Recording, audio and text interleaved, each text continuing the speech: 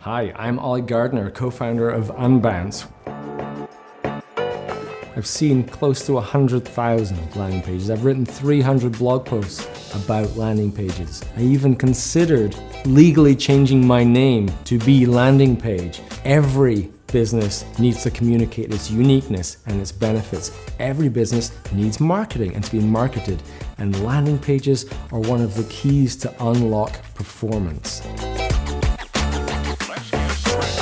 Going to talk about visual design. Now, don't be scared by that. Any entrepreneur, any business person can use what I'm about to share with you to improve the design of their pages. It's not about being a designer. It's about understanding a few things about design to make your landing page better. Because design is incredibly important. Right? It makes us feel good. You know, like the sound of closing a German engineered car door or something, or the way your phone feels. These things are important and they make the experience better. Now, if you've ever driven a car or been in a car, you're gonna be familiar with what it's like when you go to fill up at the gas station, at the petrol station, and you'll know how important that little arrow is next to on the dash, that little arrow that points to which side of your car has the gas thing on, right? Because without that, this happens. Now this is massively sped up, but someone else comes, fills up, pays, and leaves before this chaos is even done. That's the role design can play in making our lives and the experiences of our visitors and our customers better. Because design is so important, I've identified 23 principles of attention-driven design. These are design rules, principles that can help you guide and focus your visitors' attention on what you want them to be seeing. So we talked about distraction and attention ratio, the things that distract people. Now this is kind of like the strategy, the tactics for focusing people's attention. How do you get them looking at the important parts of the page? How do you guide them down the page? How do you get them to look at and interact with the things they need to in order to convert? I'm not going to cover all 23 in the video, but there is an ebook that you can download that has all of them in. I'm just going to focus on about 5 of them in this video. First, direction. Now this is about literally getting people to look at what you want them to look at. I'll show you a few examples of how this works. Now this landing page, higher education. Recalling the rule of specificity, there are 2 important bits of detail on this page: what the course is and what the level is. So it's a communication management course and it's a master's degree. Both critical bits of information, because if I'm a postgrad, I'm looking for a postgrad degree to do, I don't want to look at a bachelor's degree, I want to look at a master's degree, right? So that's really important, and I need to know what the course is about to confirm I'm in the right place. First of all, it's kind of weird that the headline with that information is up in that corner. You'd expect it to be here, right? So that's kind of strange. Also, you can see that the woman in the photo, she's looking directly at you, and that can cause a problem. Now, in an ad, if you have a visual ad, a banner ad, display ad, having direct eye contact is a good thing, right? Let's imagine you're on Facebook, because we are, as humans, we react to people looking at us, right? We can't avoid it, we can't help it. So if you have an ad with someone looking at you on a busy page like Facebook, you kind of get drawn to that. Why are they looking at me? So that's great. You can bring your attention to an ad. On your landing page though, you don't want that, because you don't want to be sitting staring at this thing. You want to be looking at the rest of it, looking at the headline, looking at whatever else you have on the page. So let's try and get people's attention focused on that. And I'll show you why, because remember the 5-second tests? Well, I did another one on this with the first original page, staring straight ahead with the headline up there. I asked 2 questions, because in the 5-second test, you don't have to ask 1 question only. You can ask a series. Now, because it's only 5 seconds, you can't ask 10 questions because people won't have recalled that much information, but 1, 2, sometimes 3 is okay. In this instance, I said, what course was it and what level was it? All right? The answers I want are master's degree and communication management.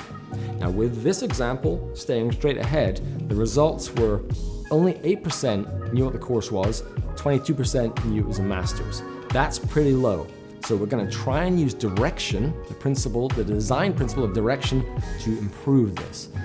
So what I did, I Googled images and I found an image of a guy looking a bit more like that. So he's looking at the headline to see if we can drive more people's attention there. So I ran the 5-second test again.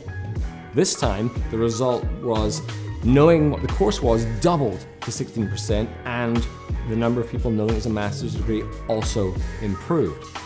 So let's take it a step further. Now I've put a really ugly green arrow pointing directly at the headline from his face. I don't recommend you do this, but it's to illustrate a point. And if you look at the data after running another test, you can see that with that directional cue, right, because there's eye gaze, there's the direction caused by someone's gaze, and then there's a directional cue, typically more of a graphical device. And you can see in this instance that the people who knew what kind of course it was, that almost doubled again, and the master's degree recollection also rose by a significant amount, just by using a design principle to direct people's attention. Now, that's not the solution I'd want to use on this specific page. I'd want to bring the headline down, put it in the middle, put it right where it should be, so you don't have to do that. It's a great principle to understand because you can apply it simply. Whatever it is you need people to look at first, give it some visual emphasis using directional cues. Now, direction is great. However, there's a flip side to that, which is misdirection. I'm gonna share a little example with you here. I was in Dublin speaking, and I was checking into my hotel. I got my key card, room 323. So I go down the corridor, and there's a lady at the elevator, so we stand and chat until it opens. I let her in first, she goes in, she presses button 3. So I don't have to do anything. So now I'm awkwardly standing there, just kind of waiting. The door opens on the 3rd floor, I let her out first, but now I'm following her. And I see this sign, I choose my way to get to my room, but now I'm following her down the corridor like some creepy pervert. And it's not until I see the numerical sequencing of the doors that I realize I'm going in the wrong direction, but it's too late. I've walked her all the way to her room. And then I'm like, okay, and you go, like super awkward, flushed in the face, a little angry at this sign. So I go back and I take a photo of this sign. I'm like, ugh. This sign is like creating problems for me. I want to fix it. I want to see if there's a design problem here and if I can solve that problem. So again, because this is partially a visual clarity thing and a design problem, I ran another 5-second test. Basically, I said to people, I showed them this sign that was in the hotel, and I said, you're in room 323. Would you go left or right? 33% of people went the wrong way. I'm like, I do have a design problem. It's not just me. So I took that design and I mocked up a version of it digitally. So that I had my own version of it that I could then make changes to. I just did this in Keynote, my presentation software. And I ran it again, the experiment. Exactly the same result. 33% went the wrong way. Now I've confirmed that we have a design problem. Let's use some attention-driven design principles to try and solve this. We're going to use 4 design principles to try and solve this problem. First up, we're going to use contrast. Now you'll see that I've taken the headline, think of it in page terms, and I've made it stand out using contrast. Now, the reason I've done that is because they're semantically different. This is where I am, the 3rd floor, and this is where I'm going, right? They're different. So now this stands out.